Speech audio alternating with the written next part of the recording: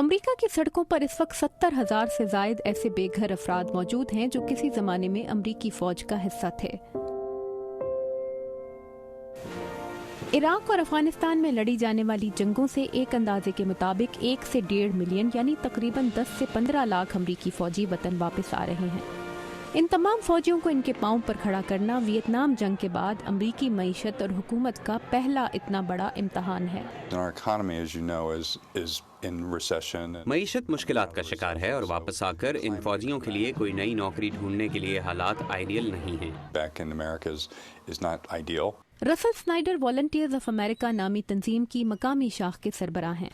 ان کا کہنا ہے کہ سابق فوجیوں کی بحالی اور بہبود کے لیے امریکہ میں نہ اداروں کی کمی ہے نہ فنڈز کی کمی ہے، تو ان اداروں کے درمیان مناسب ہم آہنگی کی۔ سابق فوجیوں کے علاج کے لیے اسپتال تو ہیں، لیکن مجھے نہیں لگتا کہ انہیں رہائش اور روزگار کی فراہمی میں مدد یا قانونی اور خاندانی معاملات کی کونسلنگ کے لیے سرکاری اور غیر سرکاری اداروں میں کوئی ہم آہنگی یا رابطہ موجود ہے۔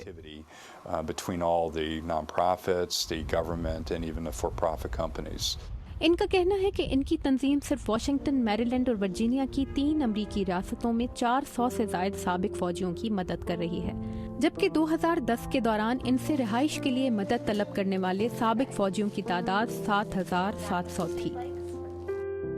ویتنام دور کے امریکی فوجیوں کے برعکس عراق سے واپس آنے والے امریکی فوجیوں کا استقبال خوش دلی اور کھلے دل سے کیا جا رہا ہے، لیکن کیا گھر واپسی کی یہ خوشی زیادہ دیر تک قائم رہ سکے گی؟ اس سوال کا جواب لینے کے لیے ہم آئے ہیں والنٹیئرز آف امریکہ کی سینئر وائس پریزیڈنٹ باربرا بینسنسکی کے پاس۔ This homecoming for these veterans will be... کیا آپ کے خیال میں عراق سے فوجیوں کی واپسی ویتنام سے فوجیوں کی واپسی سے مختلف ہے؟ I think it's very different. ہاں بہت۔ میرے خیال میں ویتنام جنگ میں امریکی عوام نے پہلی بار جنگ کی خوفناک تصاویر اخبارات میں دیکھی تھیں۔ لوگ جنگ کی ہولناکی بھولنا چاہتے تھے، مگر جو فوجی واپس آئے وہ انہیں بھی بھول گئے۔ لیکن آج صورتحال مختلف ہے۔ And I think today that's very different. ایک سابق امریکی فوجی کی بیٹی اور عراق میں 2 بار 24 مہینے کے لیے تعینات رہنے والے ایک امریکی فوجی کی ماں باربرا بینسنسکی کہتی ہیں کہ جنگ سے واپس آنے والوں کو بے گھر ہو کر سڑک پر آنے میں کم از کم 6 سے 7 سال لگتے ہیں، لیکن انہیں صحت مند زندگی کی طرف واپس لانے کے لیے کچھ زیادہ نہیں چاہیے ہوتا۔ Really the first line of defense for all families. تو پہلی دفاعی لائن جو گھر کے افراد یا ہمارے کونسلر کی ہو سکتی ہے وہ ہے اسے امید دلانا، ہمدردی سے، سمجھداری سے، اسے یہ موقع دینا کہ وہ ذہنی کیفیت سے باہر آئے۔ That individual needs to process what's happened to him. امریکی تاریخ میں یہ پہلا موقع ہے کہ عراق اور افغانستان سے واپس آنے والوں میں خواتین فوجیوں کی ایک بڑی تعداد بھی شامل ہے۔ باربرا کہتی ہیں کہ امریکہ کو اس بار ایک نئی ایڈجسٹمنٹ سے گزرنا ہوگا۔ Haven't seen women in the combat roles before. ہم نے اس سے پہلے عورتوں کی اتنی بڑی تعداد کو جنگ سے واپس آتے نہیں دیکھا۔ اس کا مطلب ہے کہ ہمیں ان کی مدد کے لیے کچھ نئے پروگرامز شروع کرنے ہوں گے، انہیں محفوظ رہائش فراہم کرنی ہوگی، ان کی ضروریات مختلف ہیں۔